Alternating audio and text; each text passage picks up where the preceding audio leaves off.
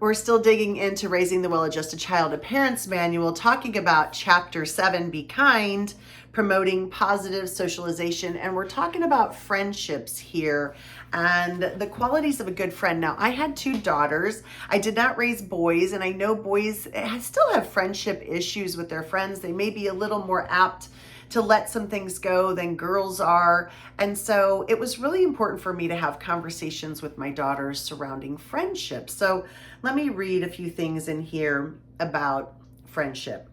Spend time talking to your child about what makes a good friend. You can do this at any age. Just make sure to use age-appropriate language.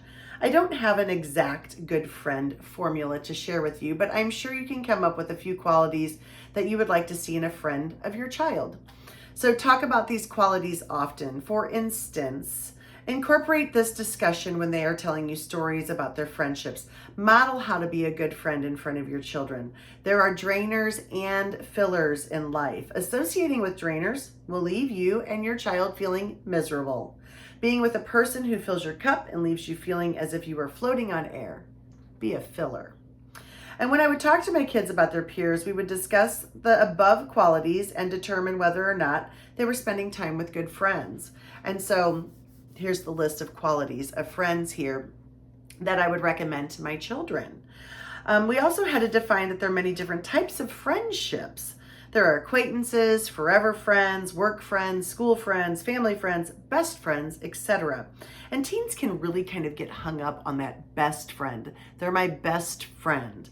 And so, a lot of drama can arise around that best friend. So, for instance, kind of explaining to your children that they can have many different friends in lots of different social circles. And so I list in here also those types of friends and what do those mean, so you can talk to your children about that. Remember, the very back of my book has discussion questions, so you can sort of plan out what you want to talk to your kids about. So this very first one, these inside here, is a question that you can write down and talk to your children about. So what will you do to help your child be a good friend? Maybe they don't have a lot of friends, and maybe you've looked into this and thought, maybe they're not being a good friend. How can I help them be a good friend? Or how can I help them find a good friend? So role play how to approach another child to initiate play. And that may sound toddlerish, but we still have to teach our teens how to go outside and meet new friends also, and make friends at different places. You go together for a holiday event, there might be friends somewhere, kids their age. Teach them how to interact and say hello to them. And then ask them to think about their friends. Which ones are drainers or fillers? And how will you present this to your child? So maybe you're going through and listing their friends and saying, I think this one drains their energy, this one fills them up, and talking to them about that.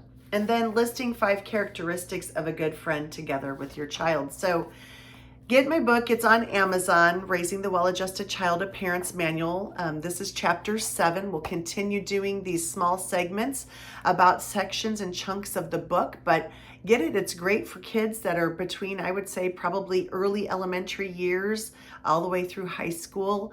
And you can it grows and adapts with you. You can also check out my podcast on Spotify, Parent to Parent Talks, where I've got experts that come on and talk about the different topics. So thank you so much for tuning in. I hope you subscribe to the channel and have a great rest of your day. Good luck on your parenting journey.